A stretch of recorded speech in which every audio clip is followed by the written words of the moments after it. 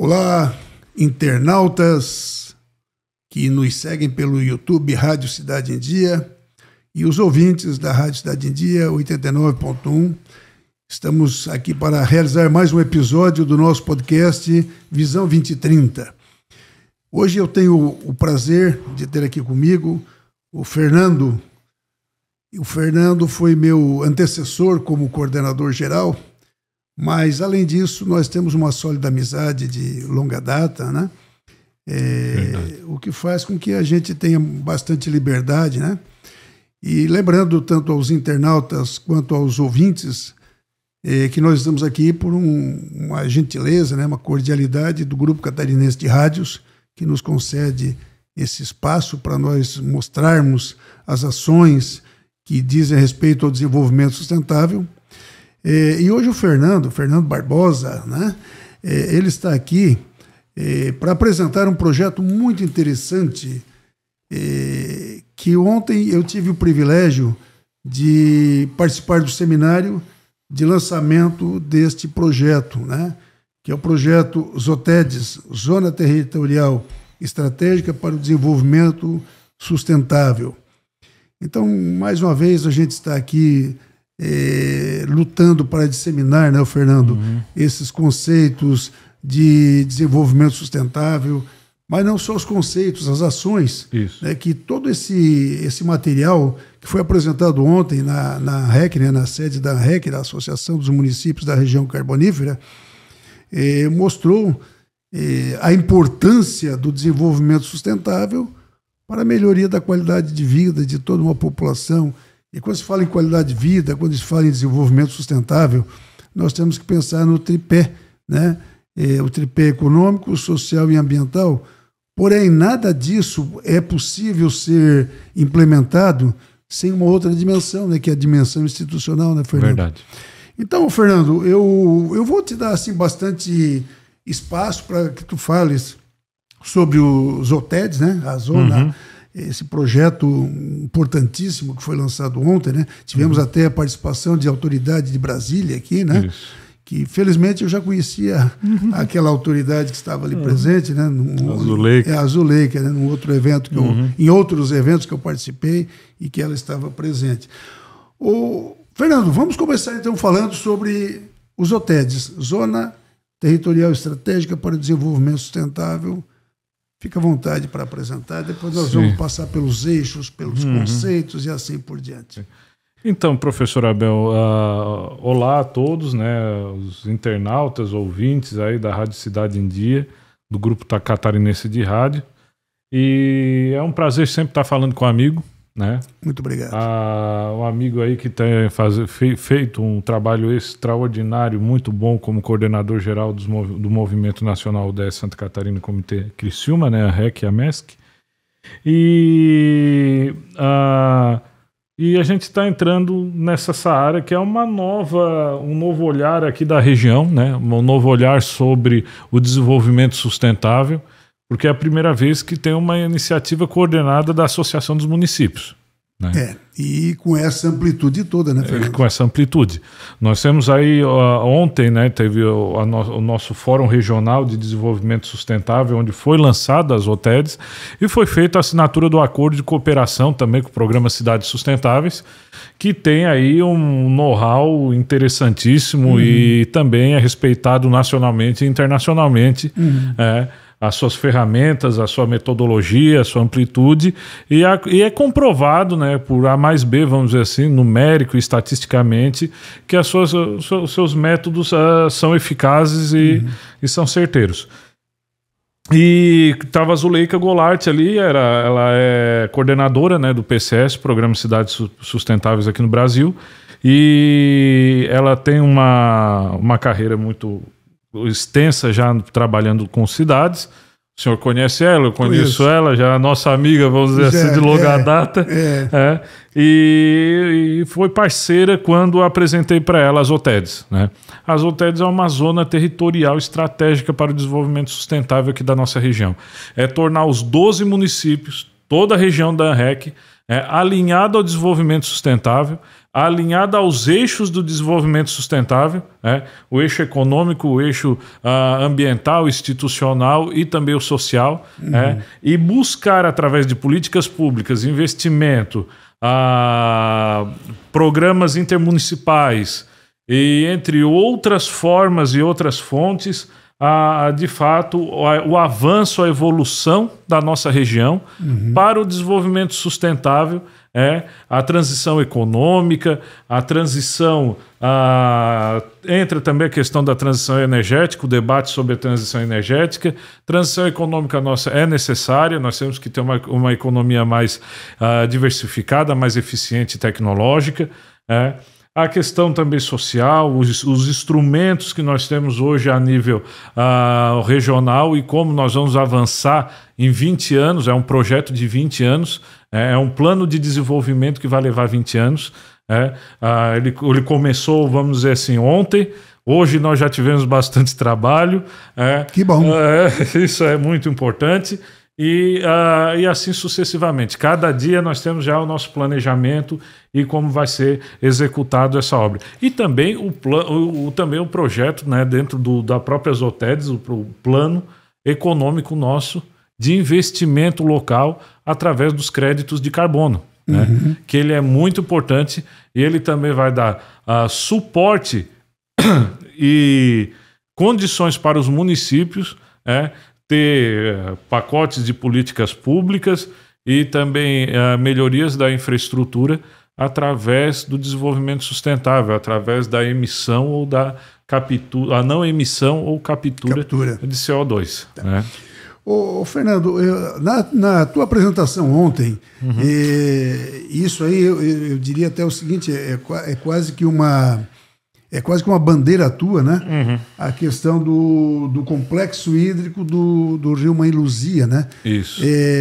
Fala um pouquinho aí para os nossos internautas, os nossos ouvintes, né? Da Rádio Cidade em Dia, sobre essa bacia, né? Do Rio Mãe Luzia. Na verdade, nós temos 12 municípios aqui na ANREC, mas a bacia do Rio Mãe Luzia parece que ela atinge também municípios da MESC. Da MESC,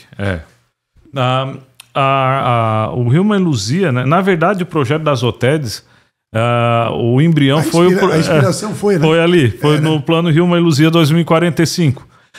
Por quê? Nós começamos com o plano do Rio Mãe Luzia 2045, mas ele começou reduzido ao complexo hídrico onde tinha os municípios que banhavam, que começava na Guanabara, lá no Treviso, passava por Siderópolis, 2, depois passava por Nova Veneza, 3, Criciúma, tem 4, um trecho ali, 4, e Forquilinha, 5. Não tem. Aí depois vai para a MESC. Daí vai para a MESC, entra Maracajá e deságua ali no Maracajá quando passa o rio Araranguá. 7 municípios. 7 municípios. 5 da REC e 2 da MESC. Da MESC. Mas esses 2 da MESC não estavam no script, né? E estavam só os 5 nossos ali, que compõem o SIM-ANREC, né? O Consórcio Intermunicipal Multifinalitário, e também a ANREC, a região metropolitana carbonífera, né? Então, só tinha esses municípios. Mas os outros municípios começaram a ter interesse. Uruçanga teve interesse, e tem problemas hídricos. Morro da Fumaça também, e aí vai. Mas todo o escopo do projeto Rio Mãe Luzia 2045 já tinha a questão do crédito de carbono, já tinha a questão do plano diretor integrado, e já também tinha a questão de recuperação e regeneração do complexo hídrico e também das áreas degradadas, né? Já era um, vamos dizer assim, um pré-Zotedes. Quando nós estivemos em Brasília, nós apresentamos o projeto do Rio Mãe Luzia 2045 para o governo federal, para o Ministério do Meio Ambiente. Do Meio Ambiente. Com seus técnicos, foi uma reunião bem técnica, não teve vínculo político, apesar que tinha uma pessoa, uma representante política lá do Ministério, não vamos citar nome, mas sabemos que ela estava lá também presente nessa reunião, estava todo esse pessoal, e os técnicos ali, eles ficaram muito impressionados com o projeto, ficaram muito impressionados até com o andamento que já estava se dando, as metodologias que a gente já tem, de regeneração do solo e dos ambientes que nós temos aqui na região, e então pediram para ter uma evolução desse projeto, para pegar os 12 municípios, para ser uma região de destaque, uma região laboratório, tanto para o desenvolvimento ambiental, para a estrutura ambiental, a reestruturação do meio ambiente na região, mas também para o desenvolvimento econômico, desenvolvimento social e institucional. A gente participou, a gente pensou, foi uma reunião que não durou 1 hora, e sim várias horas. Foi feito bastante negociação e a gente fechou o acordo, né? Fechou a questão de ter a criação de um laboratório um regional, um ambiente regional para isso. Eu chegando em Guarulhos, que a gente daí perdeu o voo de volta, Latam, né? A gente perdeu o voo de volta, ficamos em Guarulhos, eu ali de madrugada, tal, pensando, analisando como é que ia ser feito o negócio. Aí a gente chegou à conclusão, né? A gente chegou à conclusão que nós tínhamos que ter uma zona estratégica, uma zona de interesse na região. A região deveria se transformar numa zona territorial de interesse estratégico para ter um desenvolvimento, para ter até direito a isenções, direito a investimento e implicações aqui na região. Então, daí, naquele mesmo dia, naquela noite ali, eu comecei a escrever o escopo das OTEDs. Que bom que perdeu o avião, né? Perder o avião foi a melhor coisa. Que daí eu comecei a escrever o escopo das OTEDs. Era ZTEDs, né? Não tinha o O, daí até o Ademir ali, que é o procurador do município de Forquilinha e que soa melhor, né? Os OTEDs soa melhor, né? Ele colocou o O, daí eu disse assim, tu é o co-pai da criança, porque tu botasse o O ali no nome dos OTEDs, e ficou de fato muito interessante, muito bom. Soou melhor, e daí foi criado naquele período ali, naquele momento ali foi criado as OTEDs, naquela noite. É interessante, Fernando, quando tu falas aí na questão institucional, é que a própria ANREC, ela já digamos assim, institucional e multi-institucional, porque ela congrega os 12 municípios aqui da ANREC. E quando a gente fala, né, em qualquer forma de associativismo, que a ANREC não deixa de ser uma forma de associativismo, né? Primeira coisa que tem que ficar de lado são os egos, né? Com certeza. Tem que deixar de lado os egos e pensar naquilo que é comum, né? Naquilo que efetivamente vai contribuir para o desenvolvimento da região, aquilo que vai fazer bem para as pessoas, para as famílias, para o desenvolvimento econômico, social, ambiental, institucional e assim por diante. Mas isso tem que haver uma, digamos assim, eu não vou falar em uma limpeza, né, porque não é essa a palavra adequada, mas sim um despojamento, né, daquilo que muitas vezes algumas pessoas em cargos eletivos ou não, né, em cargos eletivos ou não, se dão ao direito de achar que, né, porque tiveram uma ideia, ou que ocupam um cargo, ou que são chefes disso, diretor daquilo, que então é dono de tudo. Não é assim que funciona, né? Não, nós temos esse cuidado dentro do SINARREC, dentro da própria ANREC também. O prefeito Neguinho, presidente do SINARREC, o prefeito Valdir, presidente da ANREC, né, que são, querendo ou não, duas entidades distintas. Uma, ela tem a finalidade de ser um consórcio multifinalitário, onde gira o dinheiro, gira recurso para a região e para o desenvolvimento, que é o SINARREC. E também a ANREC, que é a questão institucional, a representação institucional dos 12 municípios ali, que congrega também os prefeitos e os técnicos, e aí vai. Mas é engraçado isso, porque há alguns anos atrás a gente conversava que eu evitaria caminhar para a parte política o máximo possível, apesar que eu sou um estudioso da parte de cidades. Eu sou entusiasta de políticas públicas e cidades. E a gente chega numa certa situação que a gente tem, principalmente através dos OTEDs e do Sinharec, a gente está tendo que ser político também, né? A gente está tendo que ter aquela articulação. Claro, e não tem como, né? Não tem como. Digamos assim, o P que está de plantão, né? O P que está de plantão no poder, ele vai, claro, sem dúvida nenhuma, terá maior influência. Isso é absolutamente natural, óbvio, né? Isso. Não pode ser diferente disso aí. Mas, certamente, todos os ministérios, governos em nível estadual, municipal, têm os seus técnicos. Até porque os técnicos é que vão dar todo o subsídio, né, para as tomadas de decisões que esses executivos que foram eleitos ou indicados pelos eleitos, né, vão tomar as decisões. Então, esses técnicos... Normal. É normal e é bom isso porque assim, se eu não tivesse essa articulação política que eu desenvolvi, talvez as OTEDs não estariam tão engajadas como está hoje. Claro, tem isso também, né? O pessoal também comprou a ideia. Os prefeitos, nós estamos com uma leva muito boa de prefeitas e prefeitos aqui na nossa região. São pessoas que estão abertas ao desenvolvimento, abertas a novas ideias.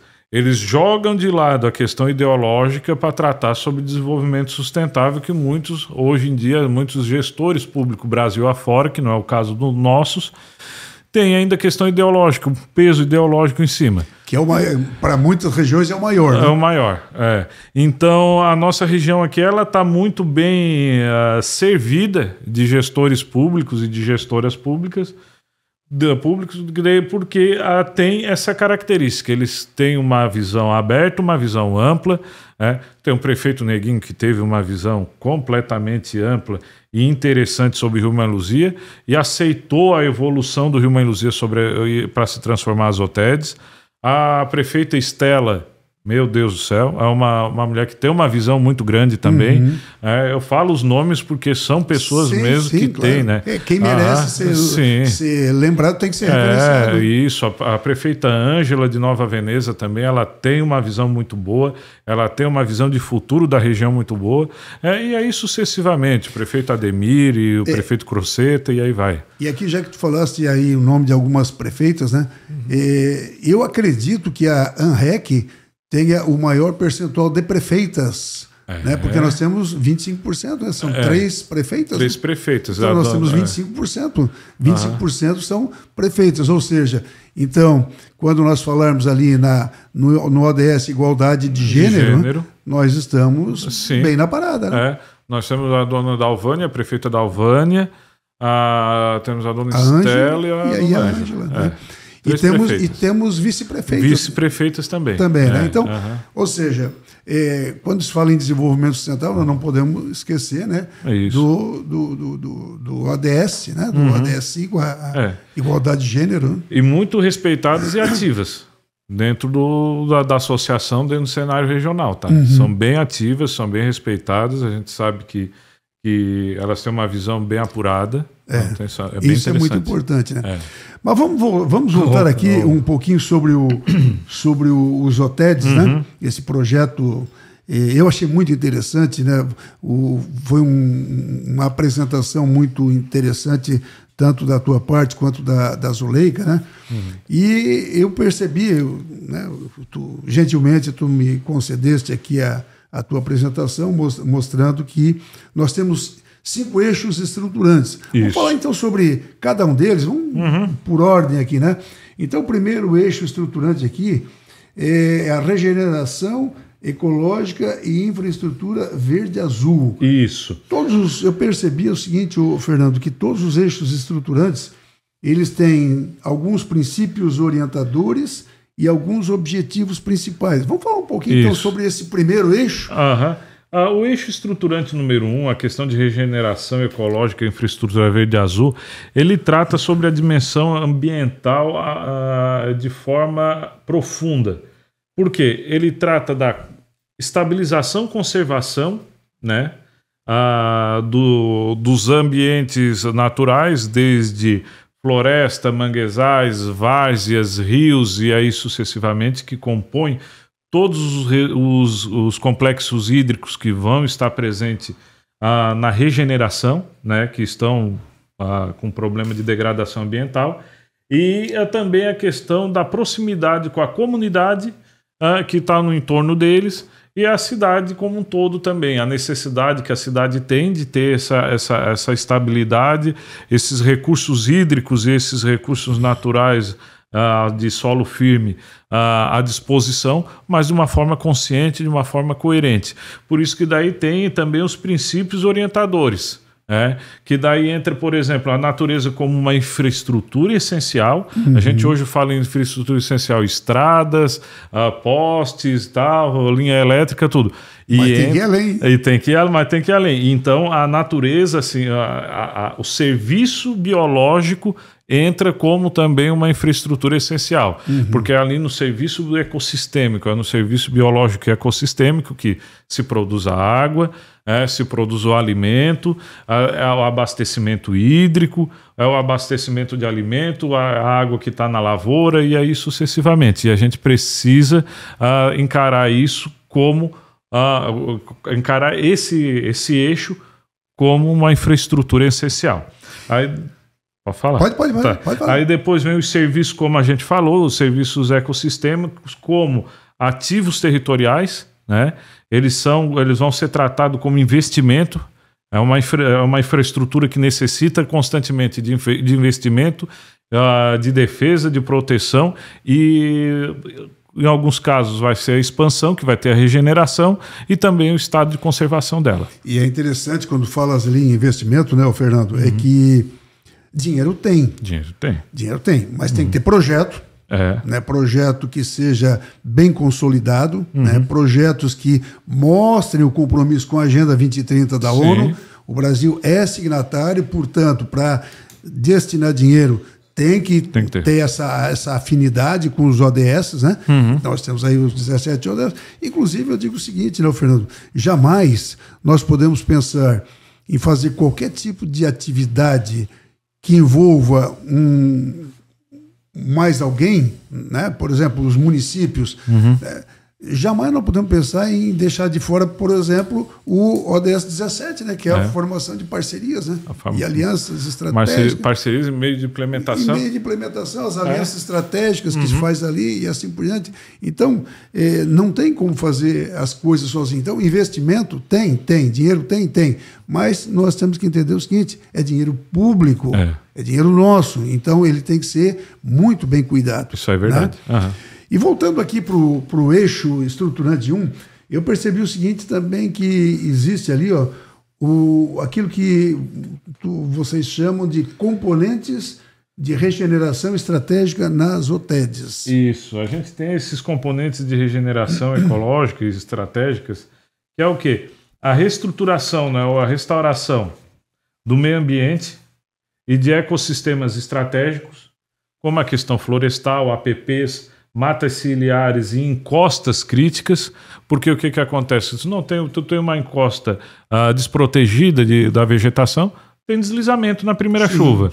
Tem mortes, tem prejuízo econômico, tem prejuízo ambiental, tem prejuízo institucional e social. Social também. Então são situações que a gente tem que pensar numa forma... Fica até meio chato, né, falar do meio ambiente de forma tão técnica e tão seca, mas ela é necessária, para ter aí uma manutenção, né, e uma preservação e restauração desse ecossistema. Aí depois, nessa mesma estrutura, vem a recuperação de nascentes, banhados, brejos e microbacias hidrográficas.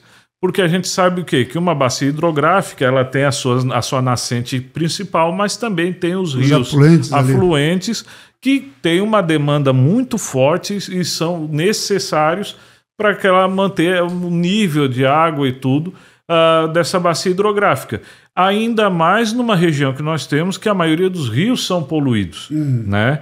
E boa parte da nossa cidade aqui, das nossas cidades e região, elas vão enfrentar uma crise hídrica. Nós só não enfrentamos crise hídrica até hoje, não enfrentamos que nós não tivemos um processo de uma seca severa, prolongada de meio ano para mais. Porque senão nós íamos ter problema. A nossa seca aqui é 3 meses. Quando bate 3 meses? Quando bate 3 meses? Né? Mas assim como foi falado ontem, A Lagoa dos Freitas, lá na região do Rincão, e entre outras lagoas, até que se usa também para o consumo de água, já tem presença de cloriformes fecais em nível elevado. Esses ecossistemas estratégicos, esses pontos quentes, esses hotspots, eles não têm ainda um manejo adequado em torno deles para manter a seguridade hídrica daqueles municípios. Porque Içara e Rincão, ele quase que meio-meio. Ele pega metade da água das lagoas e outra metade do sistema da Casan, que vem do Rio São Bento, né, da barragem do Rio São Bento. O resto dos municípios pegam da barragem do Rio São Bento, mas só que é o seguinte, se a gente tiver um crescimento populacional nos próximos 20 anos, do jeito que está se demonstrando a projeção e as estatísticas, nós vamos ter crise hídrica. A barragem do Rio São Bento não vai dar mais conta. Não vai dar conta. Temos que pensar já numa outra alternativa. Uma outra alternativa. E nesse processo, não só o complexo hídrico do Rio Mãe Luzia, mas também o complexo hídrico que corta o Rio Uruçanga, ele vai passar por um processo, vamos dizer assim, de regeneração. Até para ter essa segurança e cuidado também em manejo das nascentes, encostas e aí vai. Ô Fernando, infelizmente ainda grande parte dos consumidores, das pessoas, das pessoas que fazem parte da nossa sociedade, ainda não se deram conta, né, de que a água, né, é um recurso tão importante em todos os sentidos da nossa vida, e como existe assim como se esbanja, né, esse recurso. Como se joga fora esse recurso, se usa muito água virgem, né? Para lavar carro, enfim, complicado isso. É complicado porque assim, a gente tem que ter um cuidado essencial, porque a água tem energia elétrica, mas assim, boa parte da energia elétrica que produz no Brasil vem de hidrelétricas. Vem de hidrelétrica. Não tem, o negócio é alta. Nós somos altamente dependentes, nós somos um país que depende muito da água em todos os fatores. Tudo. Até pelo tamanho continental, o nosso modelo econômico, a agricultura depende 100% da água. Aqui na nossa região, cerâmica depende da água, metalurgia depende da água. E mesmo a energia que é produzida por meio da termoelétrica precisa da água. E muita água. É uma quantidade enorme de água, né? Então, para evaporação e mexer as turbinas. Senão não tem como, né? Não tem jeito. Então, assim, é um ativo muito importante.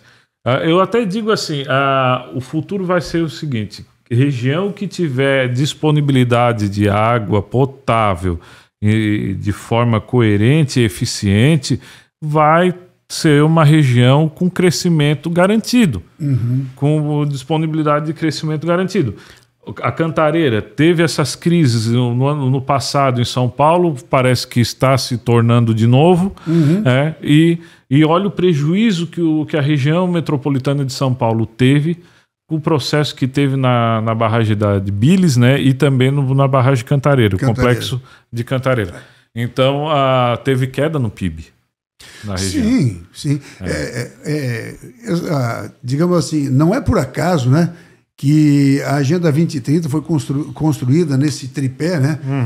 Ambiental, o social e o econômico, porque existe uma interferência direta de um sobre o outro. E aí, o que nós temos que pensar? Temos que pensar que para fazer com que essa harmonia exista, né, tem que ter mais uma dimensão institucional. Isso. Então, e para que isso aí seja operacionalizado, nós temos os 17 Objetivos de Desenvolvimento Sustentável. Fernando, eu quero passar para o segundo eixo aqui, mas só lembrando, né, que nós estamos aqui por cortesia do Grupo Catarinense de Rádios, né?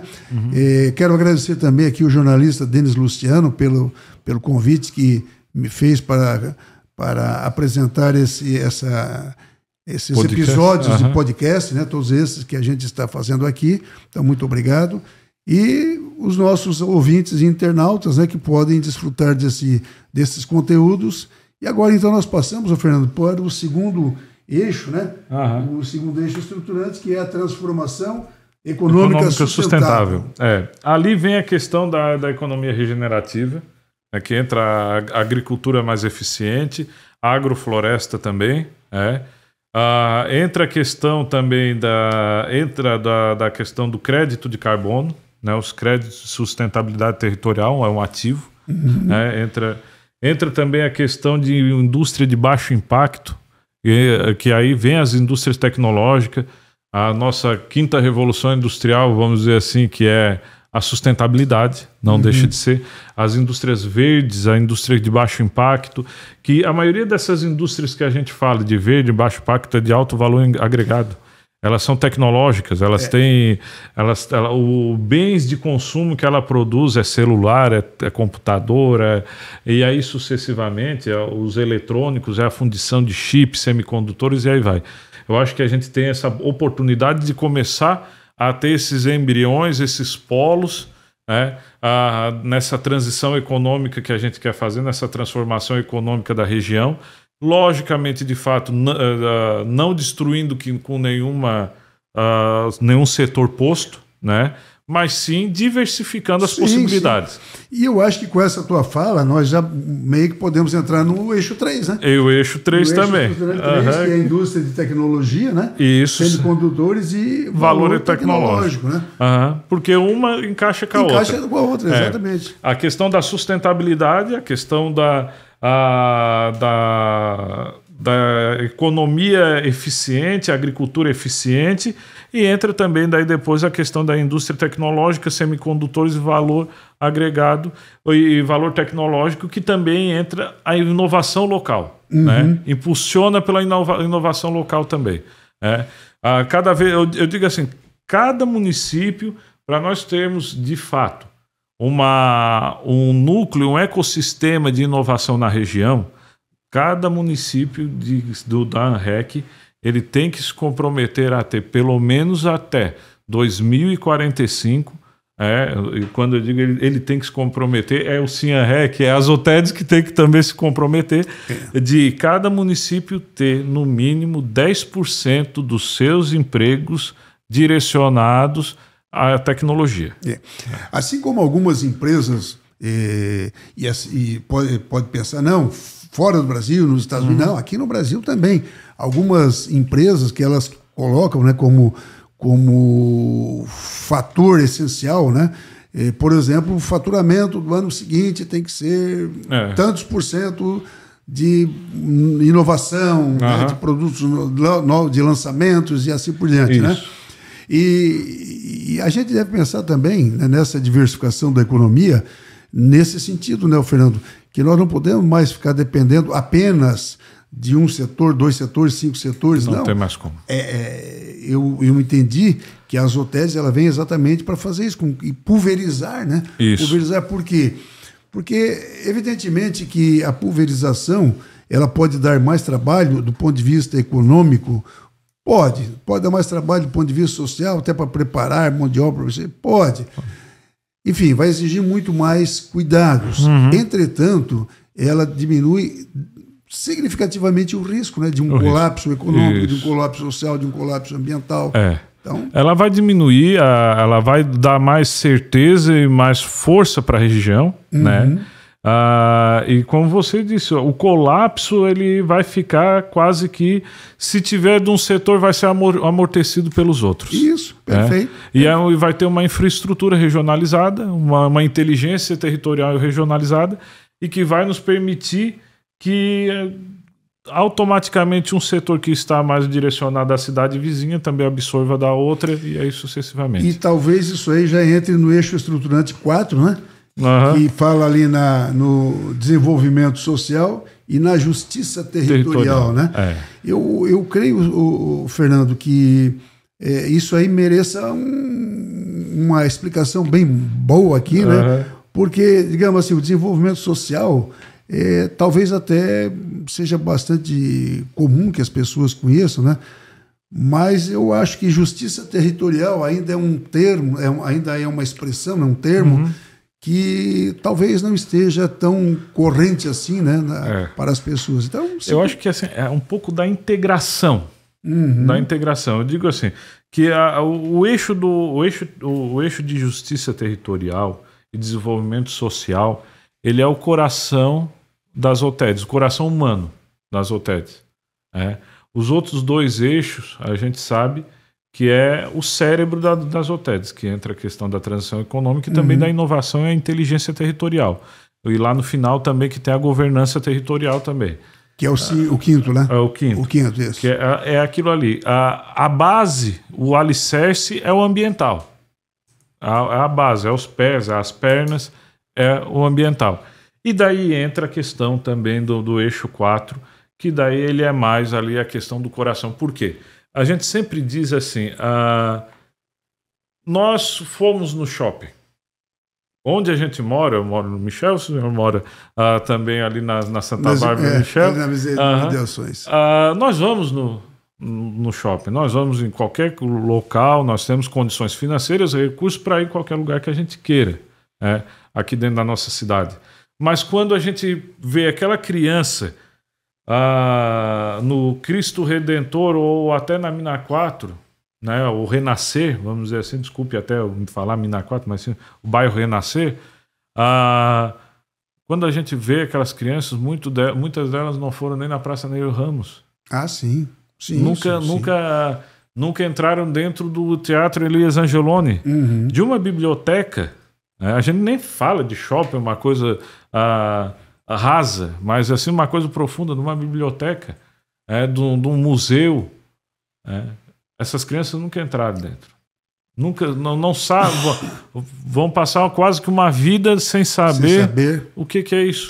E isso entra a questão da justiça territorial. Nós não estamos num processo de reforma agrária aqui na nossa região. Nós não temos esse cenário, vamos dizer assim, tão latente.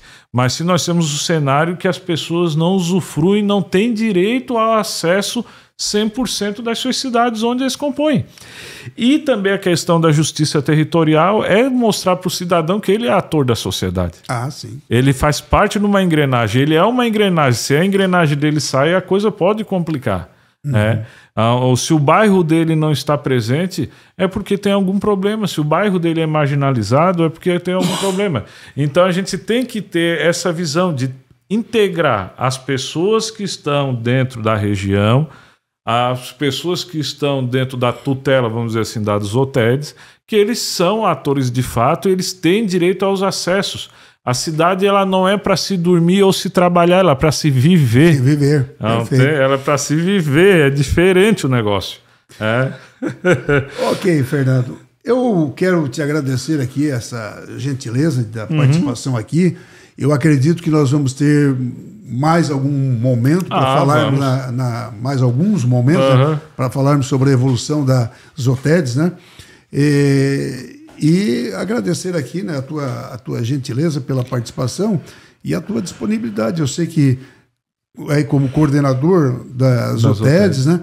Eu sei que a tua agenda tá corrida. É muito corrida. Mas nada que um pedido de um amigo não a gente tá sempre aí. Não sensibiliza, né? Ainda então, mais para você. Então eu quero agradecer aqui o Fernando, né? Meu mais profundo respeito aí pelo teu profissionalismo, né? Agradecer também o Grupo Catarinense de Rádios, né? Todos os nossos ouvintes da rádio Cidade em Dia, 89.1 MHz, né? E também os nossos internautas que nos seguem lá pelo YouTube. Um agradecimento especial aqui para o jornalista Denis Luciano e fiquem à vontade aí para assistir e compartilhar esses episódios. Nós até solicitamos essa gentileza dos nossos internautas, dos nossos ouvintes, né? Que publiquem aí nas suas redes sociais também esses nossos episódios, que todos eles estão diretamente relacionados com o bem-estar da sociedade. Muito obrigado e até o próximo episódio.